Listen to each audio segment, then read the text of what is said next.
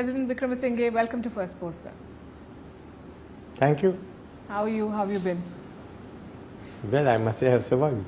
You have. I met you in June last year, and that's when you'd just taken charge. So, how has the last 1 year been for you?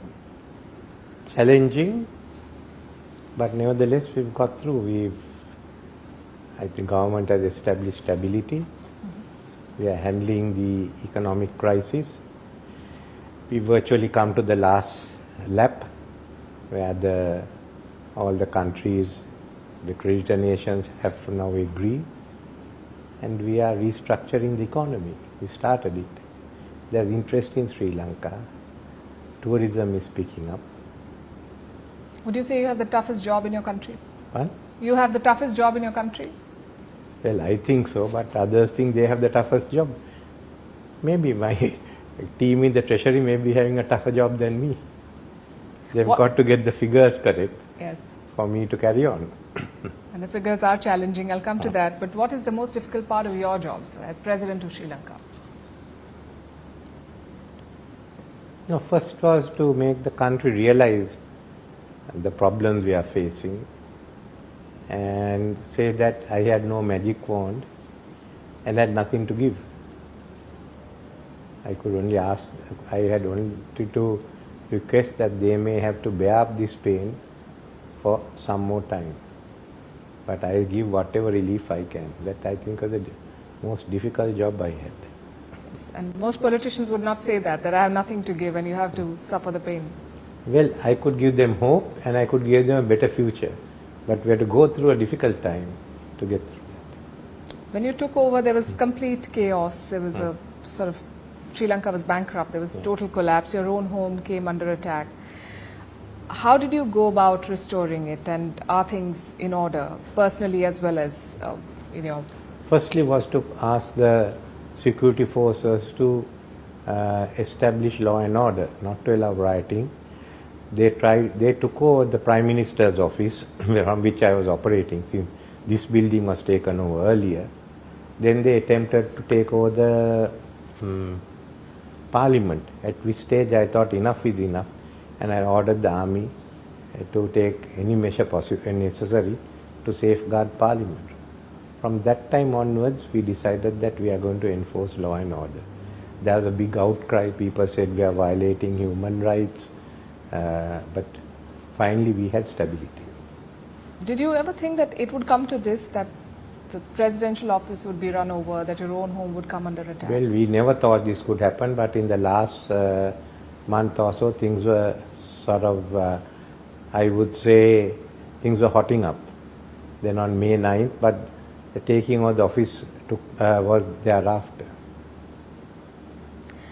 This month, the Sri Lankan Supreme Court held the Rajapaksas responsible for the economic crisis, and I'm quoting from what the court said: their actions, omissions and conduct contributed to the crisis. Do you agree with the view? Well, this is what the court has said. But do you agree? The crisis took place during their time. But the court has not announced any punishment. Do you think they should face the consequences for their actions, or at the very least apologize? No, the crisis took place during their time, and then when Mahinda Rajapaksa, the Prime Minister, gave up, the President then called on the opposition leader to form a government, which is the normal practice. And in this case, the opposition leader should have taken over because he had the backing of the government. They ducked it. The whole political system collapsed. There was no one willing to take responsibility. So finally, if you take it as a sequence, from the time the crisis took place and the delay in going to the IMF, and then the resignation of Prime Minister Mahinda Rajapaksa when the opposition failed to take it over, and then there is again the crisis of July, when President Gotabaya Rajapaksa resigned, and again the opposition was not willing to take any responsibility. It meant the whole system has broken down. So the whole politics of this country has been, as I would say, topsy-turvy, which is just been there were a lot of irresponsible actions by everyone. And yet So I think you have to look into all that, not merely one part of it. How the system had collapsed. So you're saying the Rajapaksas alone are not to blame. Rajapaksas have their share of responsibility. Should they apologize for that? I think they have done. Anyway, it's up for them. I think President Gotabaya had said something about this. Anyway, it's up for them. Then when they went off, what would have happened if no one took over the government? Yeah. It would have been worse. So it is basically the whole political system broke down because you are used to giving slogans, trying to keep people happy, and no one was prepared to take a hard decision. Right. So that's you have to look in that background. I say this whole system collapsed. Not once but twice. A few So days. if you look into that, Yeah. I mean the record is not good for anyone. Yeah. As far as President Rajapaksa and the Prime Minister Rajapaksa are concerned, they were there at that time, but it was a process that started. And let's say that they left office. What would have happened if the opposition was not willing to take over and I was not there? Yes. That sounds like a fair argument to me, but your critics, I'm assuming, would construe it as defense of the Rajapaksas. I am not defending the Rajapaksa. I am saying Rajapaksa are responsible. But then there no one else to take responsibility thereafter. The critics are the ones who ran away. You're governing with support from the Rajapaksas party. A few days ago, you also attended the birthday celebrations of Mahinda Rajapaksa. Coming back to the critics, they've called you, and I'm quoting, a surrogate of the Rajapaksas. What do you say to people like these? I have always wished Mahinda Rajapaksa on his birthday, and he has wished me on my birthday, and I've been there. This time, Mr. Nama Rajapaksa asked whether I could come to his house. He was having a party. So I said, yes, I mean, if any member of parliament invites me and I have the time, I go for the birthday party. Otherwise, sometimes we get the cake down and cut it in the parliamentary group meeting or at cabinet. That's the tradition. I mean, it's nothing new. I'm not a surrogate for the Rajapaksas. Their party is split. One half is working with the SJB. Other half is with me. If you ask me, is the whole of Rajapaksa's party supporting me? No. And if you ask me, is the whole of the SJB supporting Sajith Premadasa? No. All parties are split. So it looks as if I just asked people to get together to pull the country out. And I got this majority. If I didn't have the numbers, what would have happened? This is a unique arrangement. Do you sometimes feel pressure from the party on certain Sometimes issues? they have their requirements, they come along. Other times they won't. So it's a sort of not a normal parliament. Let's talk about the economy. How is the Sri Lankan economy doing now? Is it out of the woods yet? It's not yet out of the wood. It is coming out of the woods. I would say we finished everything. Okay, we are able to meet the benchmarks that the IMF has put, but still two issues are there. One, we still have to balance the budget. Secondly, is a question of the trade balance, which is not in our favor. As far as the domestic budget is concerned, we have to increase our revenues. It's partly affected by the fact that we have our revenue collection machinery is not updated. We've always focused on a few. Secondly, the economy has not picked up. That's also another reason for affecting the revenue. But I think 2024, 25 onwards, it will be better. But we can't go on as this traditional way. We have to have a new economy, and that's what we are planning for and going ahead. One of your biggest expenses is servicing the debt, but Sri Lanka has not been able to generate the kind of revenue they need to do that. How do you plan to meet your debt obligations then? No, we have to depend more on our revenue. We have to get the economy grow much faster, which means restructuring the economy, removing away the remaining fetters to growth. Right. In September, the IMF withheld new funds after a review. How do you plan to unlock the remainder of the bailout? We've fulfilled what has to be done. So there shouldn't be a problem. IMF, we met the IMF targets, benchmarks, to use the word. President Wickremesinghe, who is Sri Lanka's biggest creditor as of today? Pardon? Who is Sri Lanka's biggest creditor as of today? Who do you think? You tell me. Huh? I think it's China. It's the international sovereign bonds. That's the biggest. Bilateral creditor? No, bilateral is China, but our biggest creditor is the private.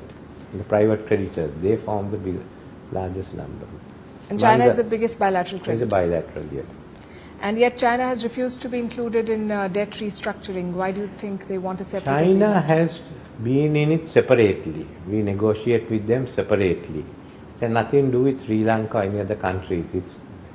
They are not satisfied with the terms they are getting from the IMF and the World Bank. They feel that they should have a bigger role to play in the IMF. So they've decided to opt out of it, and they are going separately. It's making life more difficult for all of us who are in debt. But this is the reason. It's had nothing to do with that. It's something that has to be sorted out by the big boys. But China is stalling the IMF relief that Sri Lanka so No, desperately needs. China has now agreed. They sent in their letters of consent, and we have conveyed to the others the content of their letter. The letter was sent in confidence to us. We've requested China also to give copies to the other members. China is often called a loan shark, and over the past few months they played hardball with Sri Lanka as well. Did you at some point feel that you were dealing with a loan shark? I won't say it's a loan shark. We knew they were going to play it separately and differently, but I also knew that with the others responding, China was also going to give a similar response. And I agreed to meet, I wanted to meet with President Xi, which they agreed at the Belt and Road. It was not an easy thing to negotiate debt restructuring among international geopolitics, but that's what happened. You met him in October. What did you tell him? I discovered, by that time I had spoken to the others. He said, no, we will be sending you our requirement, our consent. So didn't go into details, we had already discussed it. But I must say, first we appreciate India, $3.5 billion that was given. That was useful. Secondly, the other countries helped us and the multilaterals. I will come to the role of India, but do you believe that Beijing has been an honest broker during Sri Lanka's financial crisis? We didn't have any difficulty dealing with them.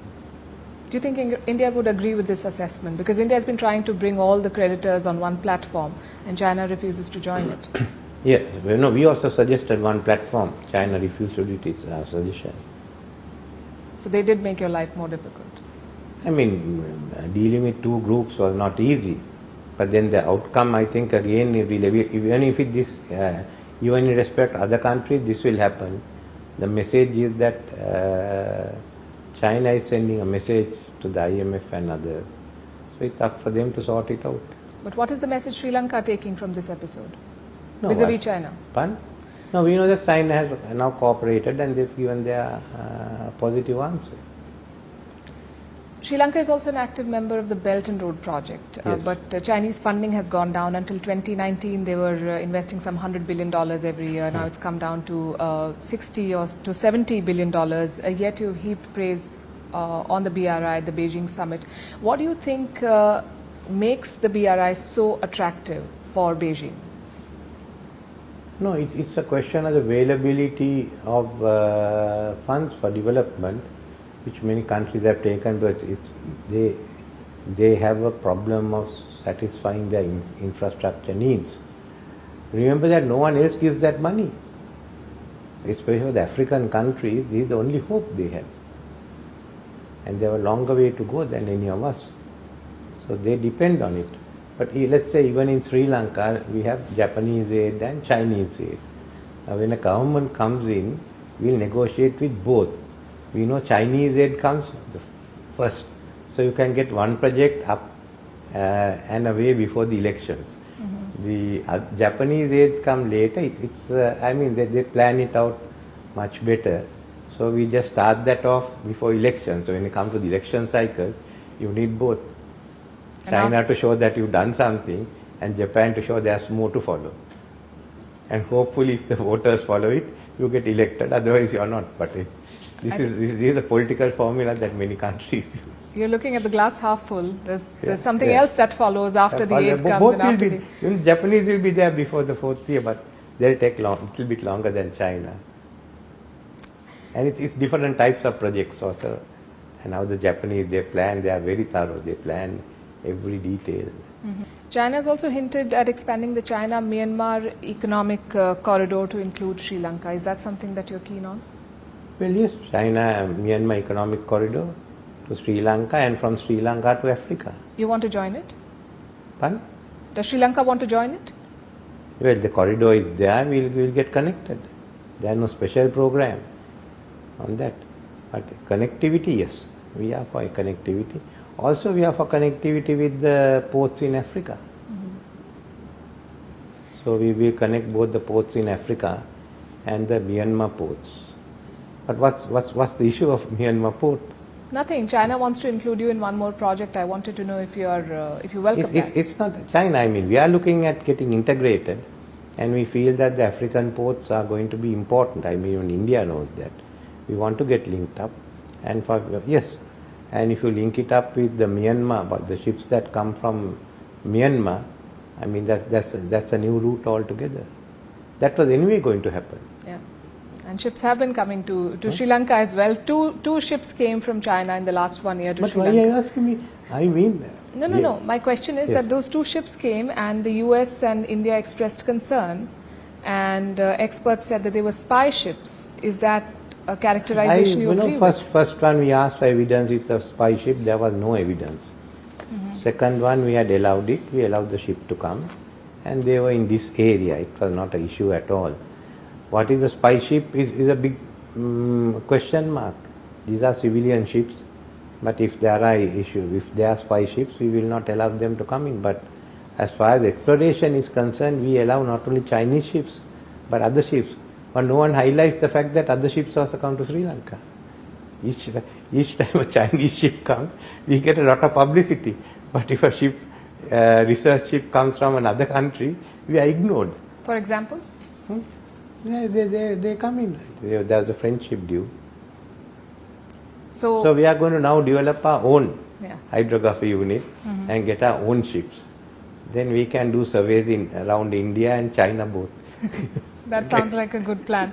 But in the meantime, would you welcome more such research ships from China, or would you want Beijing to stop sending them? We will welcome any research ship. We have no problems at all, as long as it's for research. Would you allow China to also dock a military ship in Sri Lanka? We have always allowed. All ships, military ships from any country, they are all dock in Colombo. So you're okay with that? Well, they have all been doing. Indians, Chinese, Russians, Americans, everyone comes to Colombo. Hambantota, we find the Japanese are not going there. No Chinese ship has gone so far. Do you feel that Sri Lanka is caught in the great power battle between India and China? There's a great power battle between not only India and China, between China and US though. India and all is a part of that. India is worried about its own security, and we have said if there anything that affects India's national security, we feel so, we will certainly act. But let's talk about India's role in Sri Lanka's economic crisis. India helped us certainly with the money they gave us. No two questions about it. Especially Mrs. Sitaraman was very, very helpful to us. Prime Minister was open, and Mr. Jaishankar was also focused on it. You've been in leadership roles since the 1990s, and the India-Sri Lanka relationship has had its tough moments and good times. Do you think that the relationship is better now than it was some decades ago? From 77, I've been in politics. Right. I first dealt with the government of Morarji Desai and Mr. Vajpayee. We got on very well. I had got to know Mr. Vajpayee in 1974, before he became a guest of the Indian government for some time. We got on. Then under Mrs. Gandhi, it was more strained.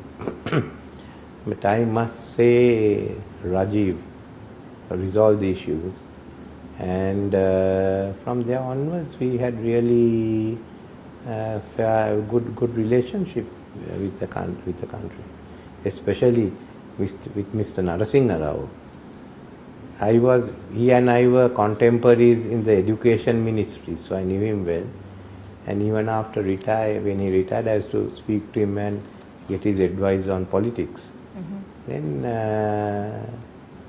we had Mr. Gujral, who again we knew, and Mr. Vajpayee and Manmohan Singh. And what sort of equation do you share with the current Prime Minister of India, Mr. Modi? I have known him for a long time, when he was originally a chief minister. I know Mr. Modi from that time onwards. Once I went to Gujarat when he was chief minister as the leader of the opposition, and I was able to be there. So I've known him well, like the other prime ministers. Right. You met him in July this year. What was the conversation like? Basically, Indo-Sri Lanka relations and how we go ahead after the crisis.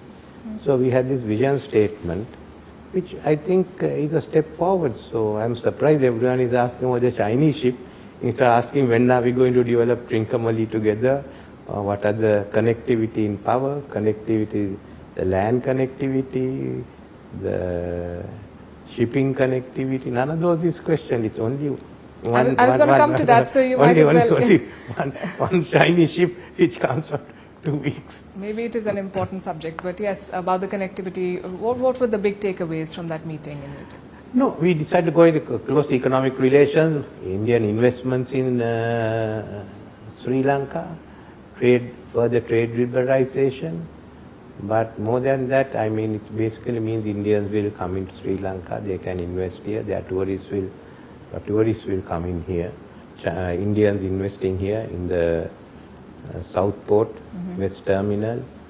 We are looking at a fair amount of investments on renewable energy and the development of the Trinco port. We'd like to develop it. Then tourism. So we've had a fair, I think the plate is full if you look at the statement. Right. You attended the inauguration ceremony of Mohammad Muizzu, the new president of the Maldives. Yes. And on the very same day, he asked India to withdraw troops from his country. What do you make of his India Out campaign? No, the Indian troops leaving Maldives was a part of the manifesto of the present president. So, as usual, I presume when he made his first speech, he said he was going to fulfill his, I was listening to it, fulfill his requirement of promise to get foreign troops out of Maldives. I was not surprised that he said that, but that had been one of the main items on his campaign. I have not discussed that with him. This is my assessment of it. Do you think this is the right policy decision? Well, for them it is something on which he got elected. I didn't get elected on that. No, I understand, but So- you're a veteran of strategic choices. You've seen South Asian politics. Yeah, but they made the choice. But looking at the other way, I think India should not get too worried about it. I would say that you should focus more on strengthening our relationships with Maldives. That is the only view I have. India should not, because of this incident, abandon Maldives. I think Maldives needs their help, and that's what I understood from the discussions I had with the president, that he needs the help of India. He said that to you, that he needs the help of India? He said he needs the help of India. But you did not advise him on this India Out policy? No, I mean, he announced it before I met him. What would you have told him otherwise? I would have told him, do it slowly. He might still do it slowly. I mean, the fact that he is not going to get it and do it after discussion. Let's talk about the Easter bombings. There's been a lot of talk about it, and even some allegations of collusion by former government officials. You were asked about it recently and you looked visibly agitated. Do you think there is an attempt to undermine Sri Lanka's investigation and findings into these attacks, and if yes, then by whom? No, I have given the church the commission report and the commission report and all the other papers. I think it goes into about 20 or 30,000 pages. So when they study that, I said to come back, we will have a discussion. You know, they've written a letter to Australia. They've called on Australia to build pressure on your government. Who has written? The head of the Catholic Church. Pardon? The head of the Catholic Church in Sri Lanka. I don't think Australians are going to do it. Whoever wrote it, who the head of the Catholic Church? I don't know. I don't have the name, but I can quote from what they've said. Okay. Yeah, they said we want the Australian government and also many governments in the world to consider this as a serious human rights violation, violation of the dignity of human beings, and serious suspicions of a political plot appearing. As far as I am concerned, I had given them the commission report and the evidence, and let them study that and come back. Then we can discuss it further. The opposition But, yes, please. At that time, I was Prime Minister, and the foreign intelligence services said that it was a local. I remember talking to you right after that as well. Yeah, that's so. But let them look at this and then come back. I don't think Australia or anyone will get involved till they look at it. If Australian government wants or anyone else wants, I will give them 30,000 or 40,000 pages of the commission. The opposition says that you made an earlier pledge to let Scotland Yard investigate the 2019 attacks, and you've gone back on it. I got them down. I said I am used to, but let them all first look at this report. Everyone is making politics out of it. Study the report and then tell us. 11 Indians also died in those attacks. Have you kept New Delhi updated about the investigation? New Delhi knew because your people were here for the investigation and they filed the report there. After all, New Delhi informed us, so they know well what happened. You also spoke about the situation in Gaza recently, and you accused Western leaders or Western countries of double standards when it comes to human rights. Why did you say that? Well, look at it. I mean, they lecture to us. One of the conditions put on us that we should speak with the Muslims. So I am speaking with the Muslims. They are not speaking with the Muslims. But let's look at it. There has to be a ceasefire in Gaza. There are no two questions. So how can we ignore it? That is my issue. I mean, not only me. Everyone thinks that double standard. Actually, the division between the south and the north, or I must say south and the west, global, it's grown because of this. I mean, you can't justify 15, 16,000 people and forget about us. There are demonstrations in Israel because they think they should focus first on hostages.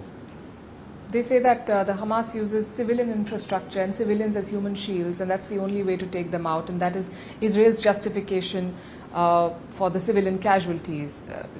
How do you think Israel should have And then gone what about did they tell us at the end of the war? What did they tell us when they ended the war in 2009? What did they tell you? I mean, basically, we were condemned, no? I think finally.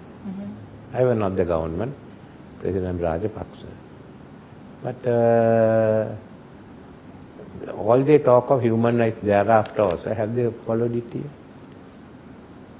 I mean, basically, the world is seeing double standards. I have to agree with that. I have to agree with that. Yeah.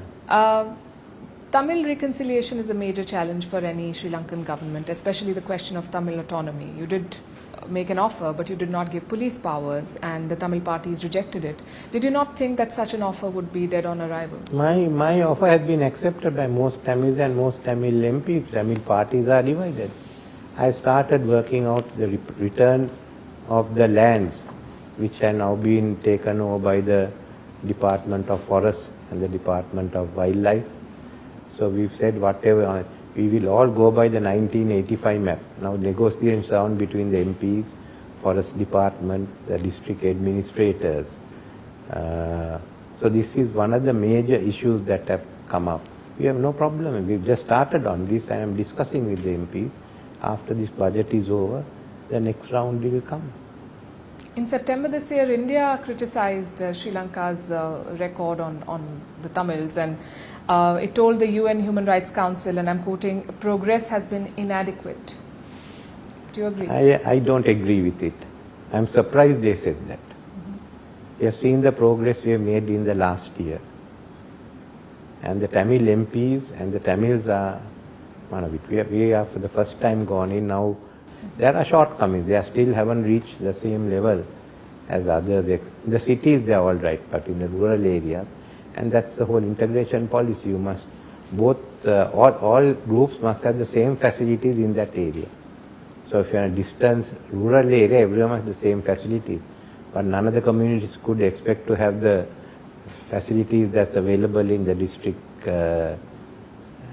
administrative center. We have to raise it later.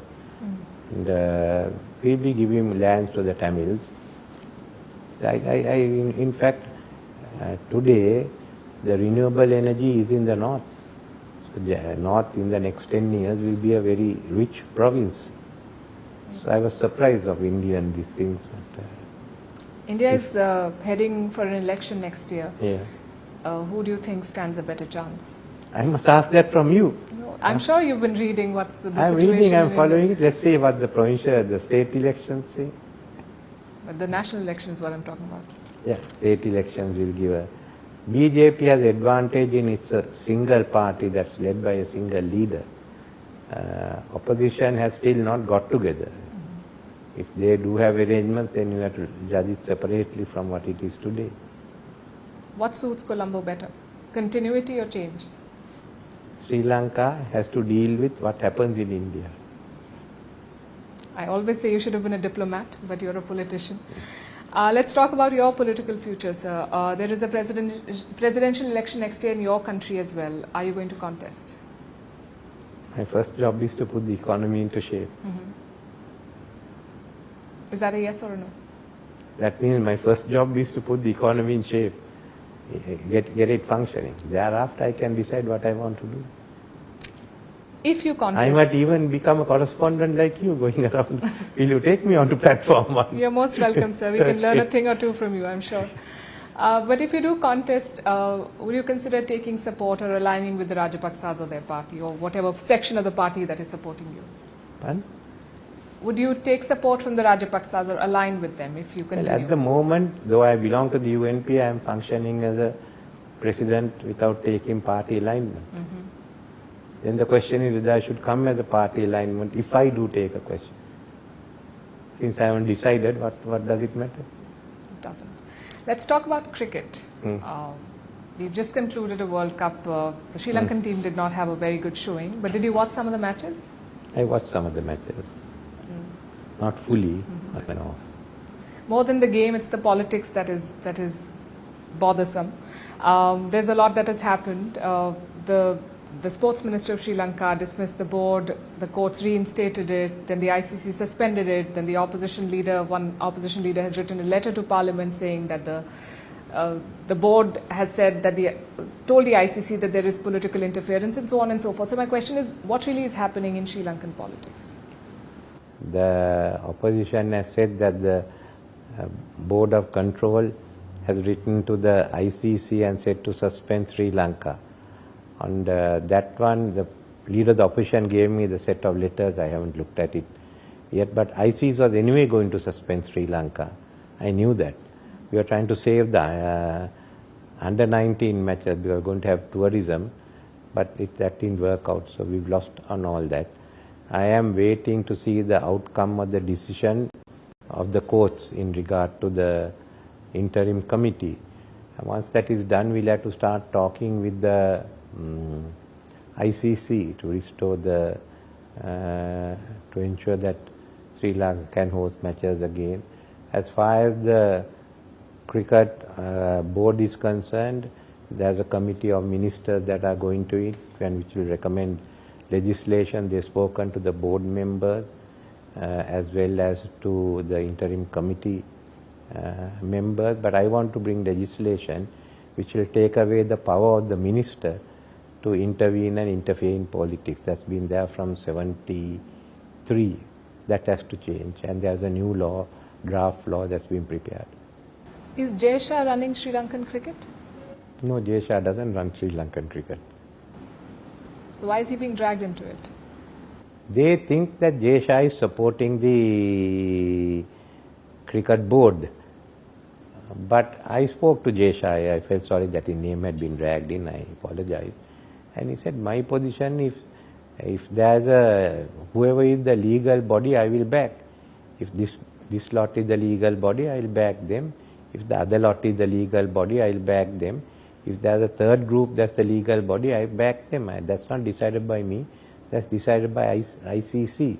President Wickremesinghe, you're a man of books, and when your house came under attack last year, some of those books were also burnt, and you said that they were your biggest wealth. In these times of social media and hyper-polarization and hyper-connectivity, how do you view politics in times like these? Are these some of the trends that worry you, or do you think that you have to move with the times? Some of it worries me. The media, the social media, the attacks on people, most of it that's not true. The ability to rouse crowds, whether it's on religion or cricket or anything. I mean, we have to seriously rethink of it. But also, now it's becoming the politics of the 21st century, of the younger generation. Mm-hmm. It's quite different. Thank you very much. It was a pleasure, as always, to talk to you, and for your patience and taking all the questions that we had. Well, thank you for interviewing me. Thank you, sir. Okay.